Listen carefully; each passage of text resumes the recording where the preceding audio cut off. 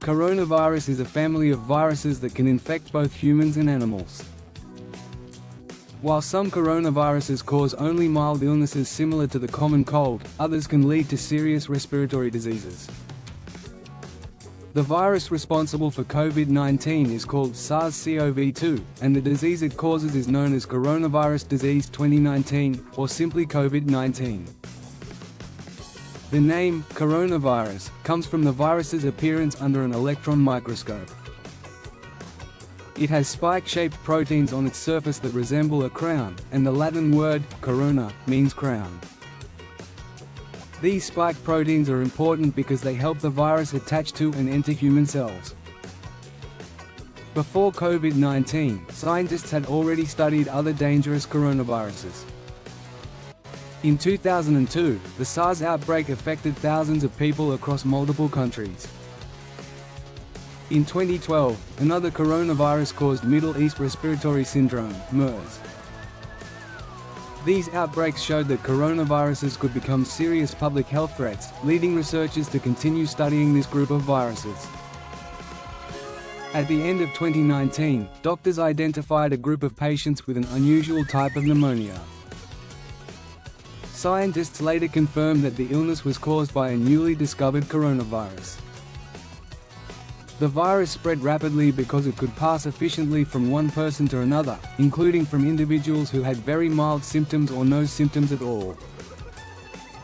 Unlike bacteria, viruses cannot survive or reproduce on their own. SARS-CoV-2 must enter living human cells to multiply. After entering the body, the virus mainly targets cells in the nose, throat, and lungs. It uses its spike proteins to attach to specific receptors on the surface of these cells, allowing it to enter and begin making thousands of new virus particles. As the virus multiplies, the immune system recognizes the infection and starts fighting back. White blood cells, antibodies, and other immune defenses work together to eliminate the virus. In many people, this response successfully controls the infection within a few days or weeks. However, the strength of the immune response varies from person to person. Age, overall health, and existing medical conditions can all influence how someone responds to COVID-19. While many people develop mild illness and recover at home, others may experience more serious complications that require medical care. This difference is why healthcare providers pay close attention to individuals who have chronic diseases or weakened immune systems. Scientists quickly studied the genetic material of SARS-CoV-2 after it was discovered. Sharing this information internationally allowed laboratories to develop diagnostic tests, researchers to begin vaccine development, and healthcare professionals to better understand how the virus spreads and affects the human body. One remarkable aspect of the COVID-19 pandemic was the speed of scientific collaboration. Researchers, physicians, public health experts, and laboratories from around the world work together by sharing clinical data, research findings, and treatment experiences. This global cooperation accelerated medical discoveries and improved patient care. COVID-19 affected nearly every aspect of daily life. Healthcare systems adapted to care for increasing numbers of patients. Hospitals expanded intensive care services, laboratories increased testing capacity, and researchers developed vaccines in record time. At the same time, the pandemic highlighted the importance of disease surveillance, infection prevention, and international public health cooperation. The pandemic also reminded the world that infectious diseases can spread rapidly in a connected global society. International travel, population movement, and close human interaction allow viruses to move across borders within a short period. This makes early detection, rapid scientific research, and effective public health responses extremely important. Today, scientists continue monitoring SARS-CoV-2 and other emerging viruses through advanced laboratory testing and genomic surveillance. This ongoing research helps identify new variants, improve treatments, and strengthen preparedness for future outbreaks. Understanding coronavirus begins with understanding basic virology. Viruses are microscopic infectious agents, but their impact on human health can be enormous. Learning how they infect the body, how the immune system responds, and how modern medicine fights infectious diseases helps us better understand the importance of science, healthcare, and preventive medicine. In Part 2, we'll explain how coronavirus spreads, the incubation period, risk factors, and the science behind virus transmission, using clear, evidence-based information suitable for everyone. Educational disclaimer: this video is intended for educational purposes only. It should not replace professional medical advice, diagnosis, or treatment. Always consult a qualified healthcare professional for personal medical concerns. One of the biggest reasons COVID-19 spread so quickly across the world is that the virus can move easily from one person to another. Understanding how transmission occurs helps explain why health experts recommend certain preventive measures during outbreaks. The primary way SARS-CoV-2 spreads is through respiratory droplets and tiny airborne particles released when an infected person breathes, talks, laughs, sings, coughs, or sneezes. These particles can carry the virus and may be inhaled by people nearby.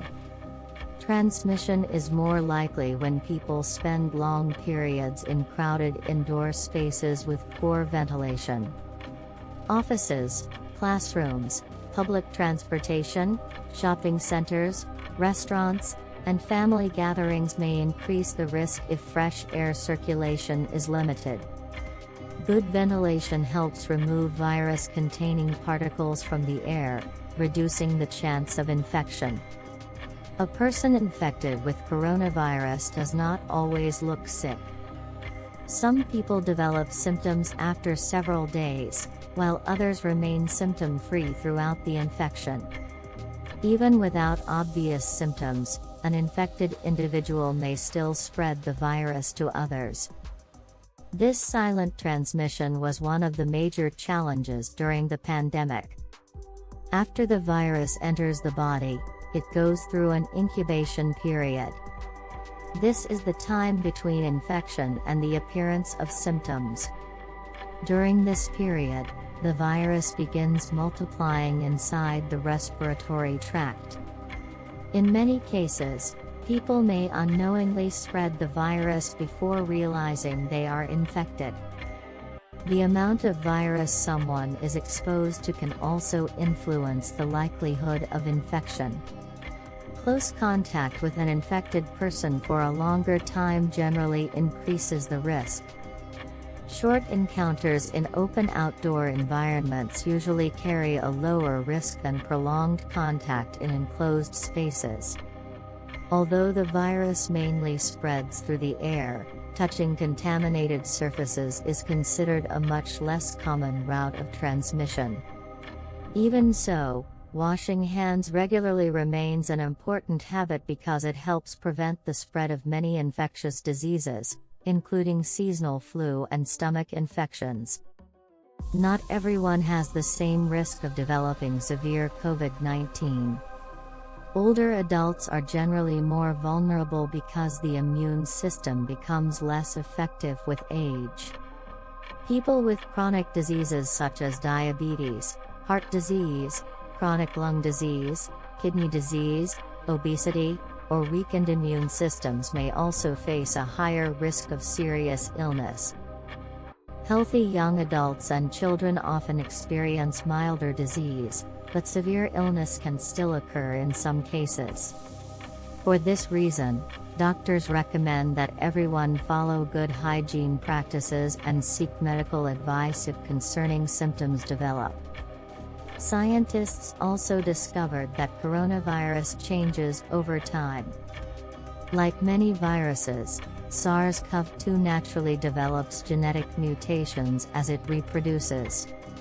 Most mutations have little effect, but some may influence how easily the virus spreads or how the immune system responds. These changes are known as variants, and researchers continue monitoring them through global surveillance programs. Modern laboratories use advanced genomic sequencing to identify new variants and study how they behave. This information helps public health authorities update recommendations and supports researchers developing vaccines and treatments. Several simple habits can reduce the risk of respiratory infections. Washing hands with soap, covering coughs and sneezes, improving indoor ventilation, staying home when feeling unwell, and following advice from healthcare professionals all contribute to limiting disease transmission. During periods of increased community spread, additional preventive measures may also be recommended depending on local public health guidance. Vaccination has also played a major role in reducing severe illness, hospitalization, and death caused by COVID-19. While no vaccine offers complete protection against every infection, vaccines help the immune system recognize the virus more quickly and respond more effectively if exposure occurs. Another important lesson from the pandemic is the value of reliable information. False medical claims can spread quickly through social media, creating confusion and unnecessary fear. Trustworthy information should come from qualified healthcare professionals, recognized public health organizations, and evidence-based scientific research. Understanding how coronavirus spreads allows individuals to make informed decisions that protect themselves, their families, and their communities. Scientific knowledge, responsible public health practices, and cooperation remain essential tools for reducing the impact of infectious diseases. In Part 3, we'll discuss COVID-19 symptoms, early warning signs, mild and severe illness, emergency symptoms, and when medical evaluation is recommended. Educational disclaimer: this content is for educational purposes only and should not replace professional medical advice, diagnosis, or treatment.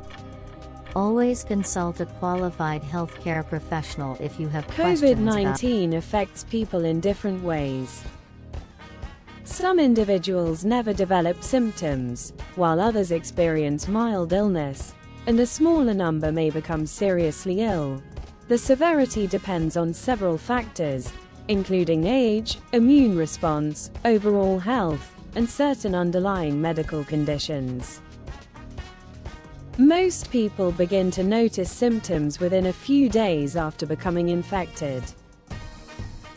Early symptoms can resemble the common cold or seasonal flu, making it difficult to recognize COVID-19 based on symptoms alone. This is one reason laboratory testing became an important part of diagnosis during the pandemic. The most common symptoms include fever, cough, sore throat, fatigue, headache, muscle aches, runny nose, nasal congestion, and chills.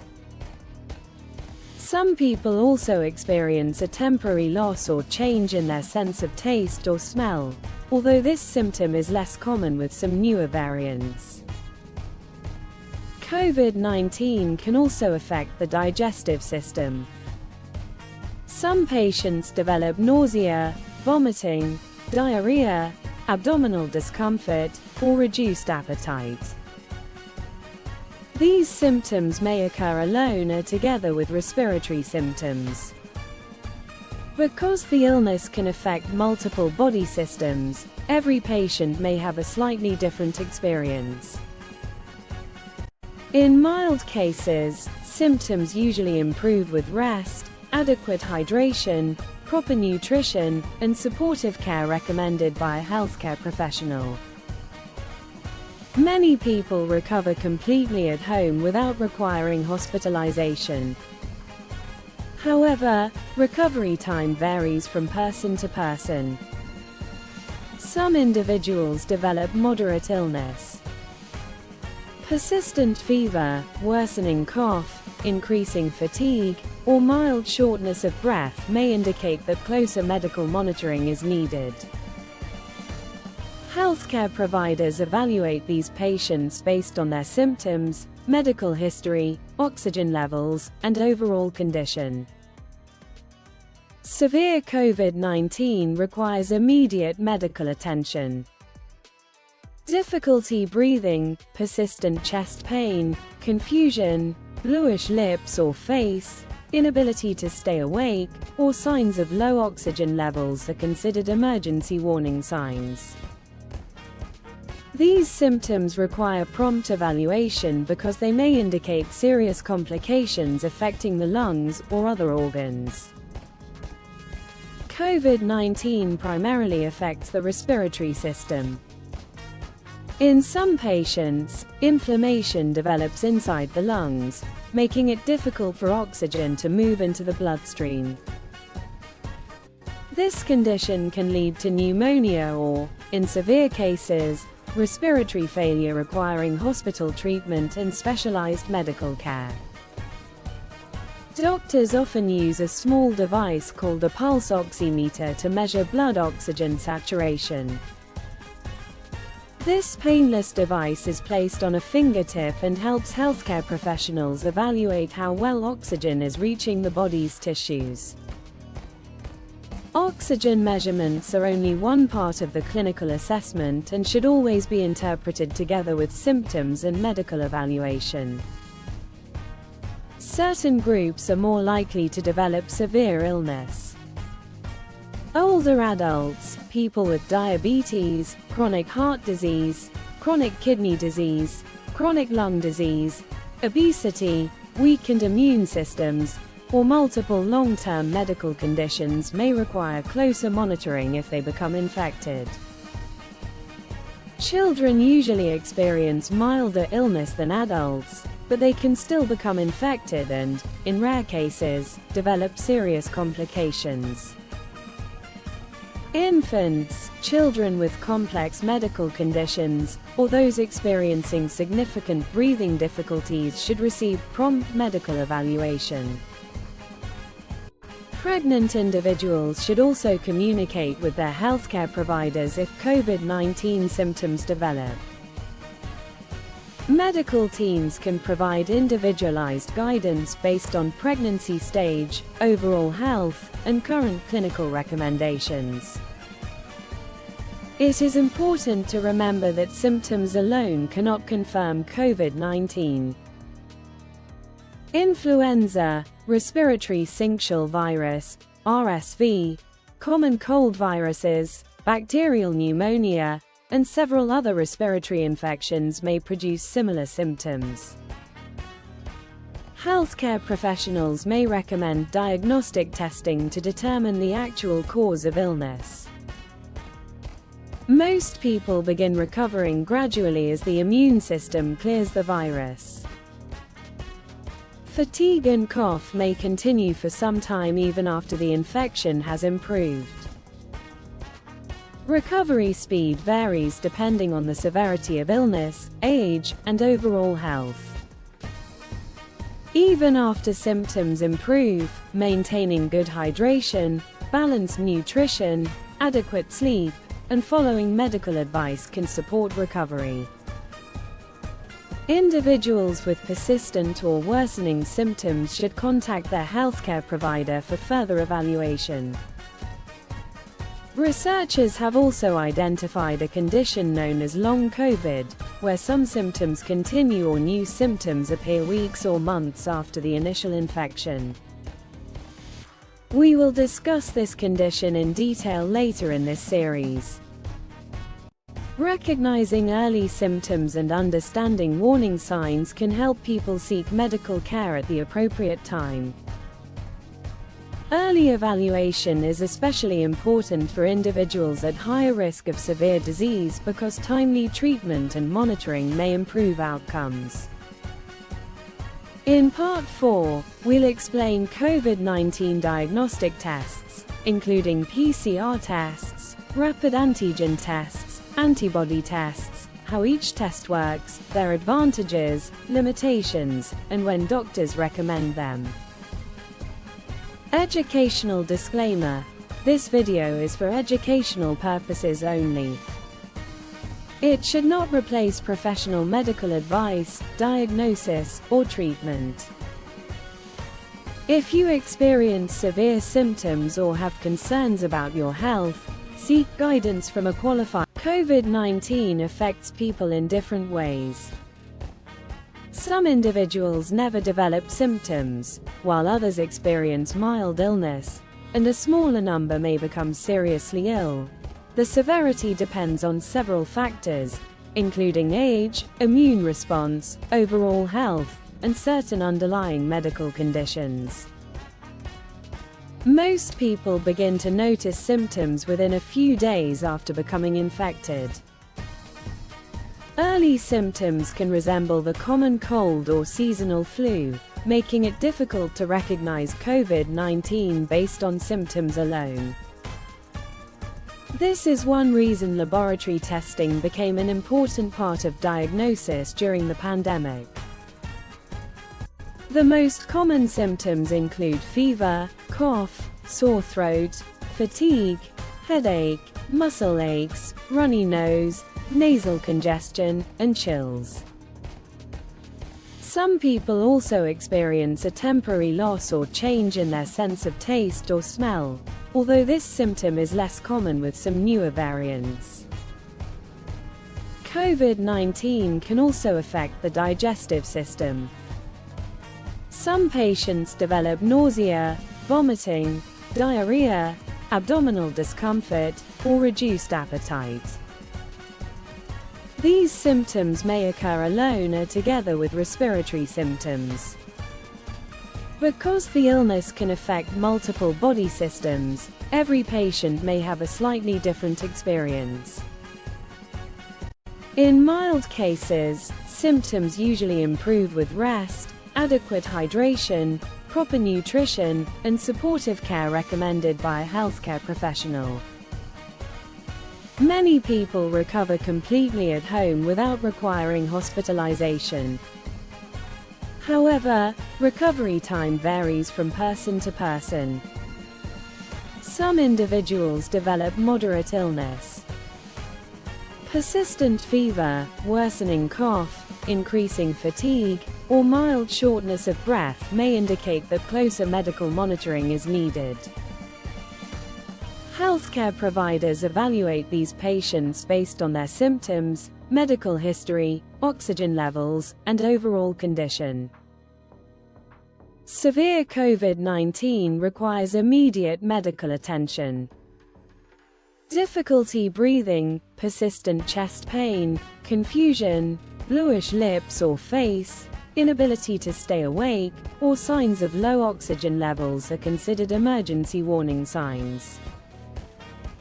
These symptoms require prompt evaluation because they may indicate serious complications affecting the lungs or other organs. COVID-19 primarily affects the respiratory system.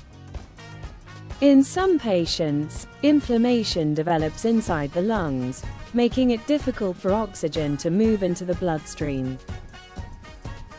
This condition can lead to pneumonia or, in severe cases, respiratory failure requiring hospital treatment and specialized medical care.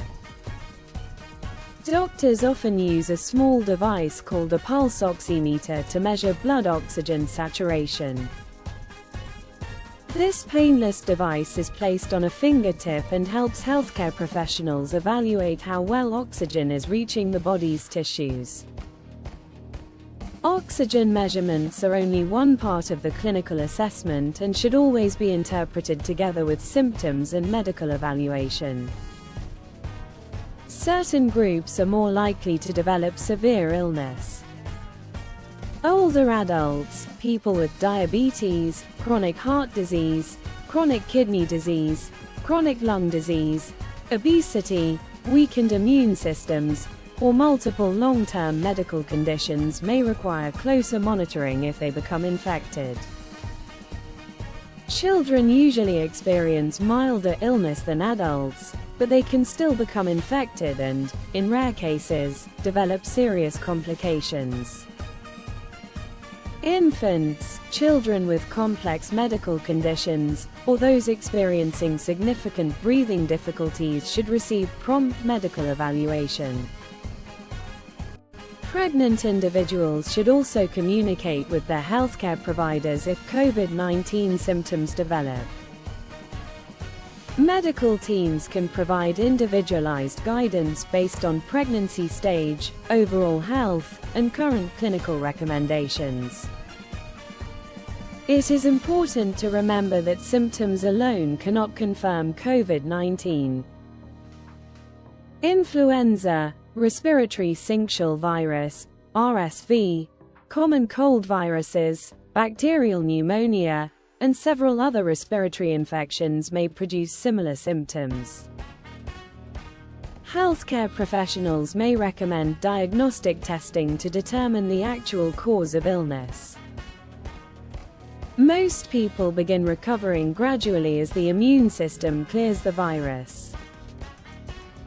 Fatigue and cough may continue for some time even after the infection has improved. Recovery speed varies depending on the severity of illness, age, and overall health.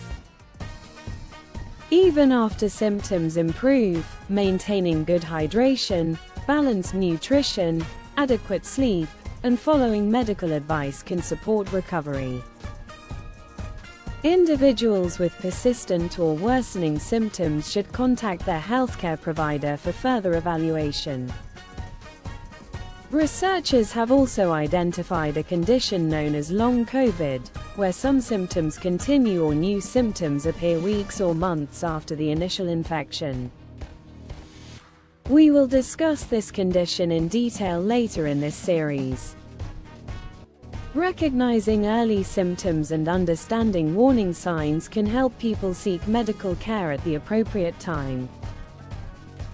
Early evaluation is especially important for individuals at higher risk of severe disease because timely treatment and monitoring may improve outcomes. In Part 4, we'll explain COVID-19 diagnostic tests, including PCR tests, rapid antigen tests, antibody tests, how each test works, their advantages, limitations, and when doctors recommend them. Educational disclaimer. This video is for educational purposes only. It should not. A person may have COVID-19 without realizing it. Some people develop clear symptoms, while others experience only mild illness or no symptoms at all. Because symptoms alone cannot confirm an infection, doctors rely on laboratory tests to diagnose COVID-19 accurately.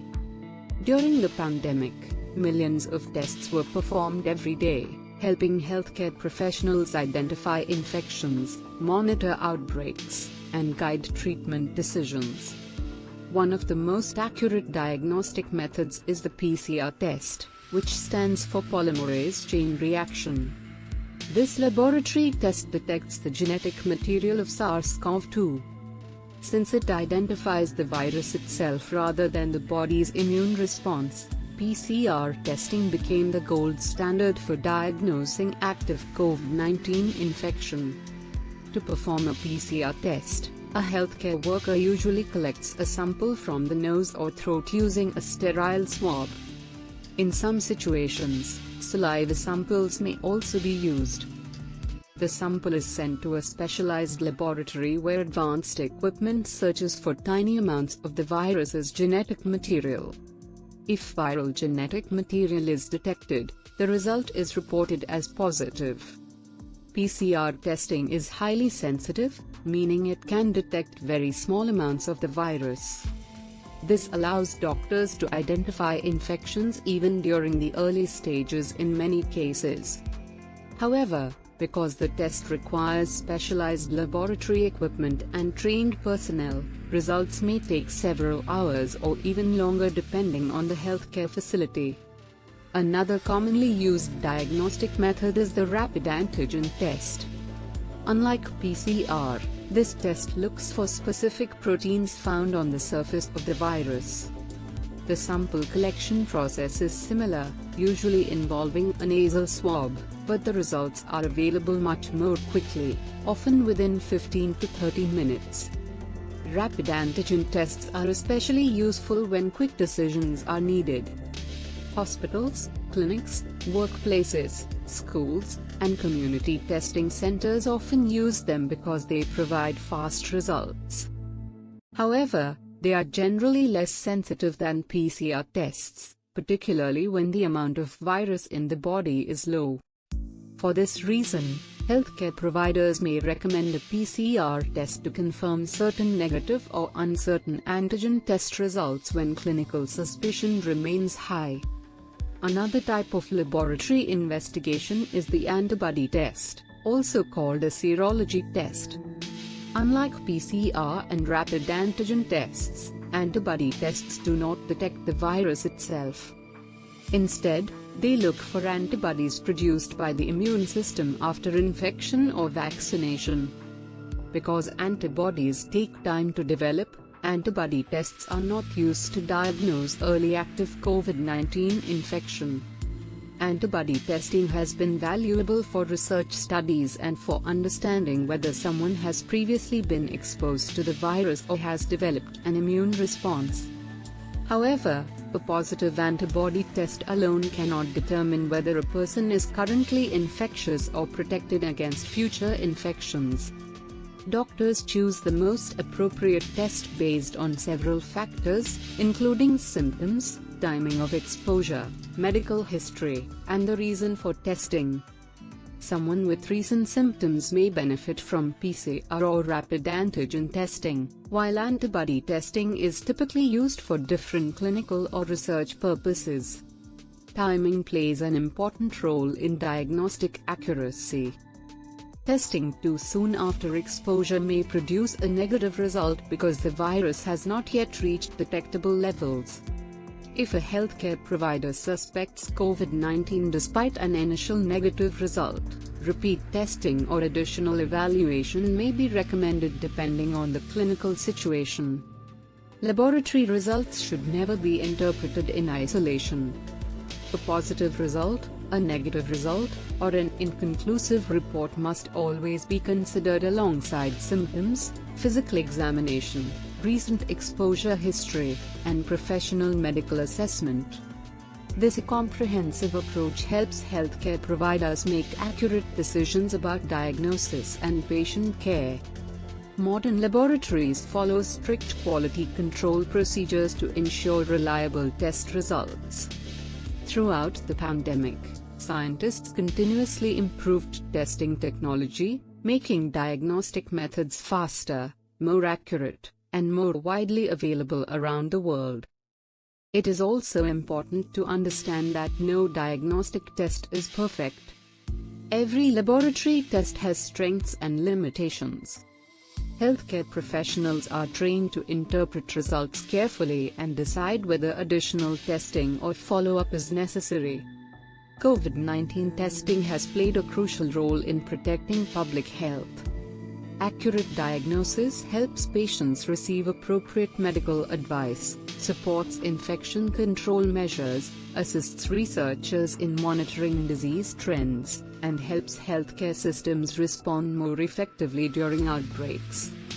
As medical science continues to advance, newer diagnostic technologies are becoming faster and more precise. Researchers continue developing innovative laboratory methods that may improve the diagnosis of respiratory infections in the future. In Part 5, we'll discuss COVID-19 treatment, supportive care, recovery, home management, hospitalization, and how doctors help. A vaccine prepares the immune system before exposure to a virus. Instead of causing the disease, it teaches the body's immune defenses to recognize specific parts of the virus.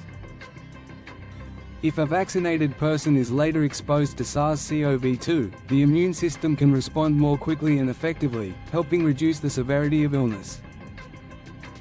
Several different vaccine technologies were used during the COVID-19 pandemic. Although the technologies differed, they all had the same goal: helping the immune system recognize SARS-CoV-2 safely without causing COVID-19 itself. One approach used mRNA vaccine technology. These vaccines provide instructions that allow certain cells to temporarily produce a harmless version of the virus's spike protein. The immune system recognizes this protein as foreign and develops protective immune responses.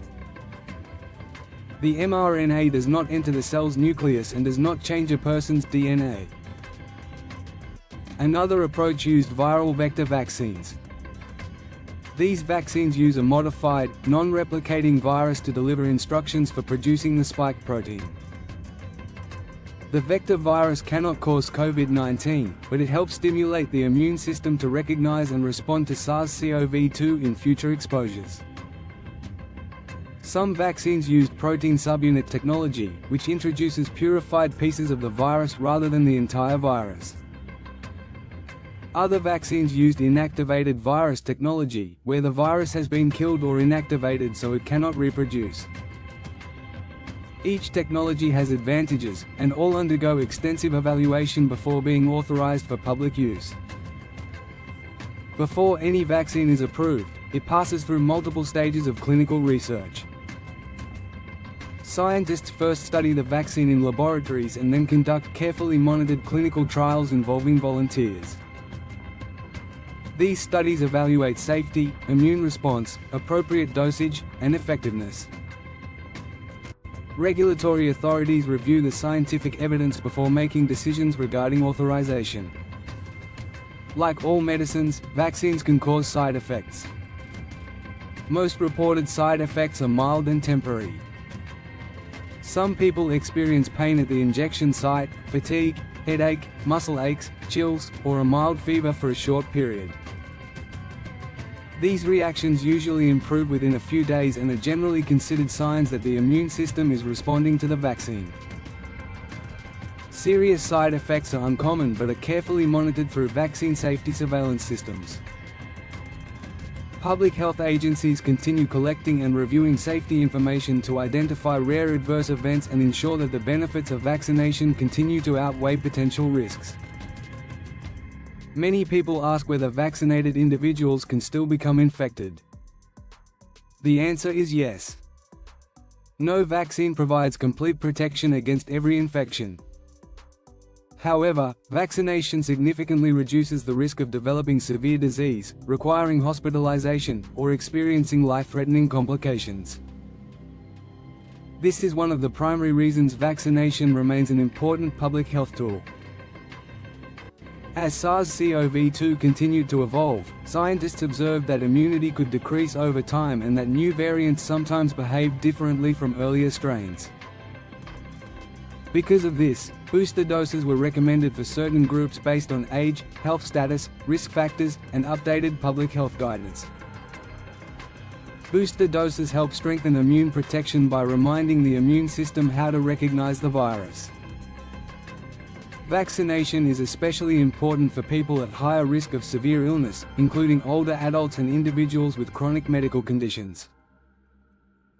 Healthcare providers evaluate each person's situation and recommend vaccination schedules according to current medical guidelines. Researchers continue improving vaccine technology. New studies focus on developing vaccines that provide broader protection against multiple variants, produce longer-lasting immunity, and improve protection against future coronavirus strains. Medical science continues to evolve as researchers learn more about the virus and the immune system. The COVID-19 pandemic also demonstrated the importance of public confidence in science. Reliable information allows people to make informed healthcare decisions.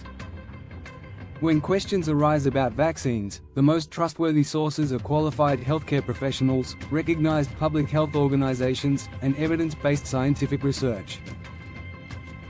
Vaccination is only one part of preventing infectious diseases. Good hand hygiene, respiratory etiquette, staying home when sick, maintaining healthy habits, and following public health recommendations all contribute to reducing the spread of respiratory infections. Understanding how vaccines work helps explain why they have become one of the most effective tools in modern medicine. Through decades of scientific research, vaccines have helped reduce the burden of many infectious diseases, and COVID-19 vaccination represents another important achievement in preventive healthcare. In Part 7, we will discuss long COVID, possible long-term complications, recovery after infection, rehabilitation, and what researchers have learned about persistent symptoms following COVID-19. Long COVID does not affect everyone in the same way.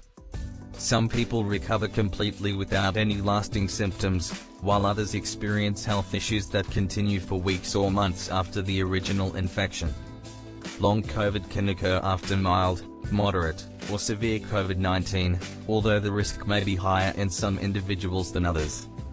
One of the most commonly reported symptoms is persistent fatigue. Many people describe feeling unusually tired even after getting enough sleep. Simple daily activities such as walking, climbing stairs, working, or exercising may become more difficult than before the illness. This fatigue can improve gradually, but recovery may take time. Another frequently reported symptom is shortness of breath. Some people notice they become breathless more easily during physical activity, even after recovering from the acute infection. Doctors may recommend breathing exercises, pulmonary rehabilitation, or further medical evaluation depending on the patient's condition. A continuing cough is another symptom that some individuals experience after COVID-19. While many coughs gradually improve as the airways heal, persistent coughing should be evaluated by a healthcare professional to determine whether additional treatment or investigation is necessary. Many patients also report difficulty concentrating, forgetfulness, or slower thinking after COVID-19. This is sometimes called brain fog. People may find it harder to focus at work, study effectively, remember information, or complete tasks that previously seemed simple. Researchers continue investigating why these cognitive symptoms develop and how long they may last. Long COVID can also affect the heart, lungs, nervous system, digestive system, muscles, and joints. Some patients report chest discomfort, muscle weakness, headaches, dizziness, joint pain, sleep disturbances, or changes in physical endurance. Because symptoms differ widely, doctors evaluate each patient individually. Mental health is another important part of recovery. Experiencing a serious illness, prolonged isolation, hospitalization, or uncertainty about recovery can affect emotional well-being. Some individuals may experience anxiety, stress, low mood, or difficulty adjusting after illness. Seeking support from healthcare professionals, family members, and trusted friends can be an important part of recovery. Doctors diagnose long COVID by carefully reviewing the patient's medical history, symptoms, physical examination, and, when necessary, laboratory tests or imaging studies. Because there is no single laboratory test that confirms long COVID, diagnosis is based on a comprehensive clinical assessment while also excluding other possible medical conditions. Treatment for long COVID focuses on managing symptoms and improving quality of life. Recovery plans may include gradual physical rehabilitation, breathing exercises, nutritional support, adequate sleep, hydration, stress management, and treatment of specific symptoms when appropriate. Depending on the individual's needs, care may involve physicians, physiotherapists, respiratory therapists, occupational therapists, psychologists, and other healthcare professionals. Returning to normal activities should usually happen gradually rather than all at once. Overexertion may temporarily worsen symptoms for some individuals. Healthcare providers often recommend increasing physical activity slowly while monitoring how the body responds. A personalized recovery plan is generally more effective than trying to return immediately to previous activity levels. Healthy lifestyle habits remain important throughout recovery. Eating a balanced diet, drinking enough water, maintaining regular sleep patterns, avoiding tobacco products, limiting alcohol consumption, and following medical advice can all support the healing process. While these measures are not specific treatments for long COVID, they contribute to overall health and recovery. Researchers continue conducting studies to better understand why some people develop persistent symptoms while others recover quickly. Current research is exploring immune responses, inflammation, viral persistence, genetics, and other biological factors that may contribute to long COVID. As scientific knowledge grows, treatment approaches are expected to continue improving. Although long COVID has received significant attention, it is important to remember that many people recover fully after COVID-19 without long-term complications. Maintaining regular follow-up with a healthcare provider is recommended if symptoms continue, worsen, or interfere with daily life. Understanding long COVID helps patients recognize that recovery does not always happen at the same pace for everyone. Patients, appropriate medical care, rehabilitation, and ongoing research all play important roles in supporting recovery and improving long-term health outcomes. In Part 8, we will explore coronavirus variants, how viruses mutate, why new variants appear, how scientists monitor them, and how these changes can influence disease. Viruses constantly change over time, and SARS-CoV-2 is no exception. Every time the virus infects a person and makes copies of itself, tiny genetic changes can occur. These natural changes are called mutations. Most mutations have little or no effect, but some may influence how easily the virus spreads, how severe the illness becomes, or how the immune system responds. A virus with one or more mutations is known as a variant. Creating new variants is a normal part of viral evolution. It does not automatically mean that a new variant is more dangerous. In fact, many mutations disappear because they provide no advantage to the virus. Scientists monitor new variants carefully because certain genetic changes may increase transmission or affect how the virus behaves. Researchers collect virus samples from patients around the world and analyze their genetic material using genome sequencing. This technology allows scientists to read the virus's genetic code and compare it with previous versions. Genome sequencing became one of the most important scientific tools during the COVID-19 pandemic. Thousands of laboratories shared sequencing data with international research networks, allowing experts to identify new variants quickly and monitor how they spread across different countries and regions. Several well-known variants emerged during the pandemic. Some spread more easily than earlier versions of the virus, while others contained mutations that affected the immune response. Continuous monitoring helped public health authorities understand these changes and update recommendations when necessary. Not every mutation changes the virus's behavior. Many occur in parts of the genetic code that do not significantly affect how the virus infects people. Researchers pay special attention to mutations involving the spike protein, because this protein allows SARS-CoV-2 to attach to human cells and is also one of the main targets of the immune response. When scientists discover a new variant, they study several important questions. Does it spread more easily? Does it cause more severe illness? Can existing diagnostic tests still detect it? Do current vaccines continue to reduce severe disease? Can available treatments remain effective? Answering these questions requires laboratory research, clinical studies, and international collaboration. Public health organizations classify variants based on scientific evidence. Some variants require closer monitoring because they show characteristics that may affect public health, while others remain under observation until more information becomes available. These classifications help researchers prioritize surveillance and scientific investigation. Diagnostic testing also plays an important role. Scientists regularly evaluate PCR tests and other laboratory methods to ensure they continue detecting newer variants accurately.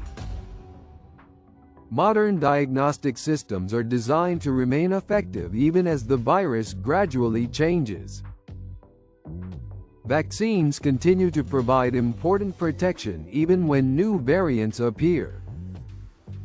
Although certain variants may reduce protection against mild infection, vaccination has consistently been associated with a lower risk of severe illness, hospitalization, and death. Researchers continue studying immune responses to determine whether updated vaccines or booster doses may provide additional protection when needed. The immune system is highly complex. After infection or vaccination, antibodies are only one part of the body's defense. Memory B cells and T cells also contribute to recognizing the virus and responding if exposure occurs again. This broader immune response helps explain why many vaccinated individuals continue to receive protection against severe disease, even as the virus evolves. Global surveillance remains essential because viruses do not recognize national borders. International cooperation allows researchers to identify important genetic changes early, monitor disease trends, and provide evidence-based recommendations to healthcare providers and governments. The COVID-19 pandemic demonstrated how advances in molecular biology, artificial intelligence, bioinformatics, and genomic sequencing have transformed infectious disease surveillance. Today, scientists can detect and analyze emerging variants much faster than was possible only a few decades ago. Although new variants receive significant media attention, it is important not to assume that every new variant represents a major threat.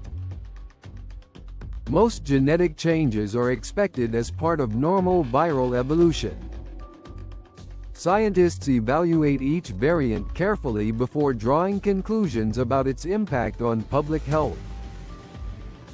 Understanding viral mutations helps explain why continuous scientific research is necessary.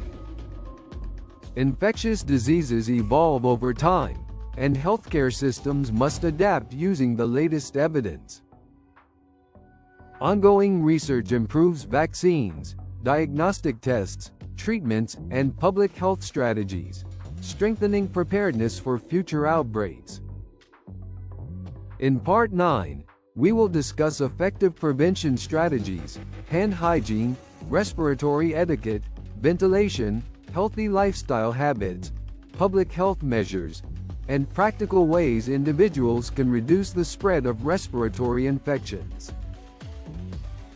Educational disclaimer. This video is intended for educational purposes only.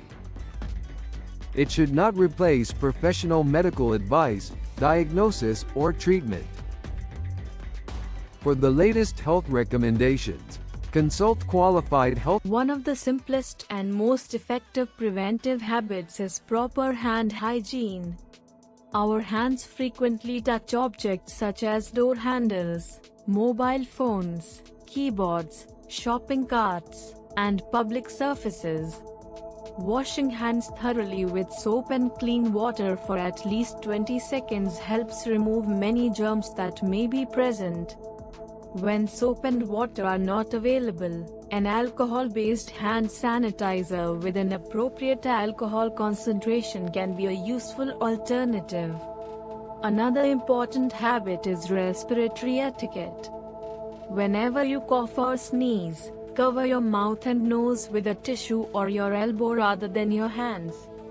Used tissues should be disposed of properly, followed by hand hygiene. These simple actions help reduce the spread of respiratory droplets that may contain viruses or other infectious microorganisms. Ventilation also plays a significant role in reducing the transmission of airborne viruses.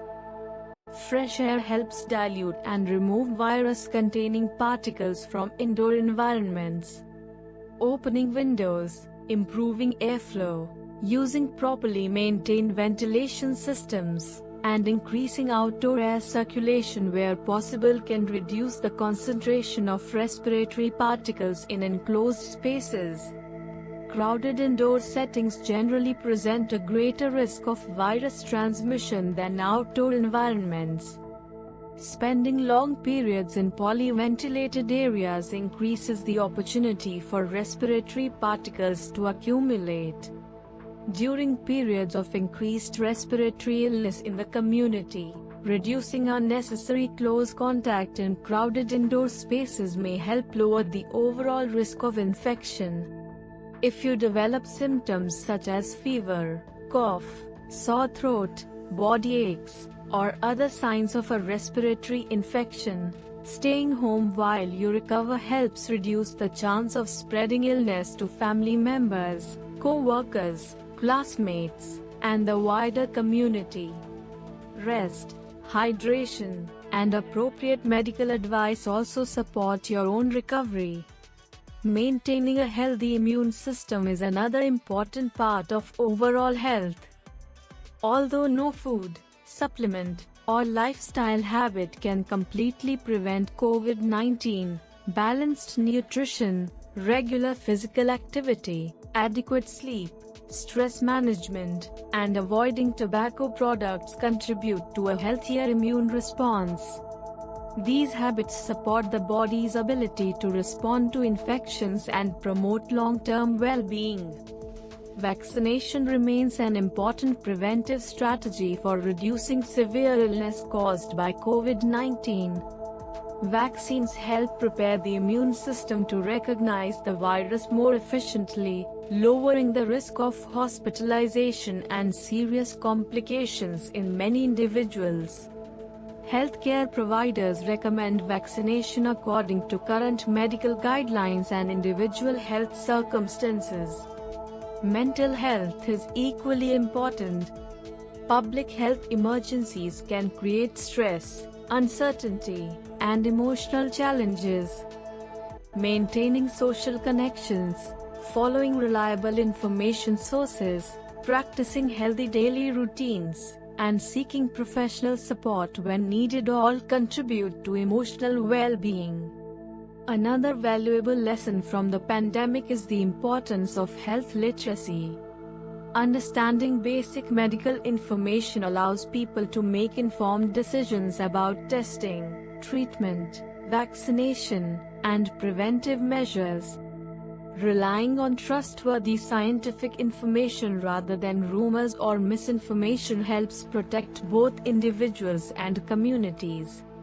Healthcare workers, laboratory professionals, emergency responders, researchers, and public health teams all play essential roles in controlling infectious diseases. Their work includes disease surveillance, diagnostic testing, patient care, scientific research, vaccination programs, and public education. The COVID-19 pandemic demonstrated how coordinated healthcare systems can respond to emerging infectious diseases through teamwork and evidence-based decision-making. Communities also play a major role in disease prevention. Schools, workplaces, healthcare facilities, transportation systems, and local organizations all contribute by promoting healthy environments, supporting hygiene practices, and encouraging responsible public health behaviors. Scientific research continues even after the peak of the pandemic. Researchers monitor new variants, improve vaccines, develop better antiviral medicines, and study long-term health outcomes associated with COVID-19. This ongoing work strengthens preparedness for the COVID-19 pandemic became one of the most significant public health events of the 21st century. It affected healthcare, education, travel, businesses, scientific research, and daily life worldwide. Although the pandemic created enormous challenges, it also provided valuable lessons that continue to strengthen medicine, public health, and global scientific cooperation. One of the most important lessons is the value of early disease detection. Identifying new infectious diseases quickly allows healthcare professionals and public health authorities to respond before widespread transmission occurs. Modern laboratory technology, disease surveillance, and international communication remain essential for protecting global health. The pandemic also demonstrated the power of scientific research. Researchers rapidly identified the virus, decoded its genetic sequence, developed reliable diagnostic tests, studied its behavior, evaluated treatments, and created effective vaccines. This achievement showed the importance of international collaboration among scientists, healthcare professionals, universities, laboratories, and governments. Healthcare systems also learned valuable lessons. Hospitals expanded emergency services, laboratories improved testing capacity, and healthcare workers adapted to rapidly changing situations. Continued investment in healthcare infrastructure and emergency preparedness remains essential for future outbreaks. Healthcare professionals, including doctors, nurses, laboratory technologists, pharmacists, respiratory therapists, emergency responders, researchers, and public health experts, played a vital role in diagnosing patients, providing treatment, conducting research, and protecting communities throughout the pandemic. The pandemic reminded everyone that personal responsibility matters. Simple habits such as hand hygiene, respiratory etiquette, staying home when ill, maintaining a healthy lifestyle, and following reliable medical advice help reduce the spread of infectious diseases. Technology also transformed healthcare. Telemedicine expanded access to medical care, artificial intelligence supported research, and genomic sequencing helped scientists monitor new variants more efficiently. Vaccination became one of the most effective tools for reducing severe COVID-19 illness. Ongoing research continues improving vaccines, antiviral medicines, diagnostic tests, and rehabilitation strategies for future infectious disease outbreaks. Another important lesson was the need to combat misinformation. Reliable health information should come from qualified healthcare professionals, peer-reviewed research, and recognized public health organizations. Accurate information helps people make informed decisions while reducing confusion and unnecessary fear. COVID-19 also reinforced the importance of global cooperation. Countries sharing research, surveillance data, and medical knowledge improve the world's ability to respond to future health emergencies more effectively. Preparedness remains essential. Governments, healthcare systems, laboratories, schools, workplaces, and communities now recognize the importance of emergency planning, medical supplies, workforce training, and rapid response systems. Maintaining good overall health through balanced nutrition, regular exercise, adequate sleep, routine medical care, and proper management of chronic diseases supports long-term well-being and resilience. The COVID-19 pandemic showed how evidence-based medicine evolves as new scientific discoveries become available. Researchers continue improving our understanding of SARS-CoV-2, helping healthcare systems prepare for future public health challenges. As this educational series concludes, remember that understanding infectious diseases is about knowledge, not fear. Scientific literacy helps people make informed health decisions and appreciate the importance of prevention, research, and evidence-based healthcare. Thank you for watching this 10-part educational series on coronavirus, COVID-19. We explored its history, transmission, symptoms, diagnosis, treatment, vaccines, long COVID, variants, prevention, and the key lessons learned from the pandemic. *** Educational disclaimer. *** This series is for educational purposes only and should not replace professional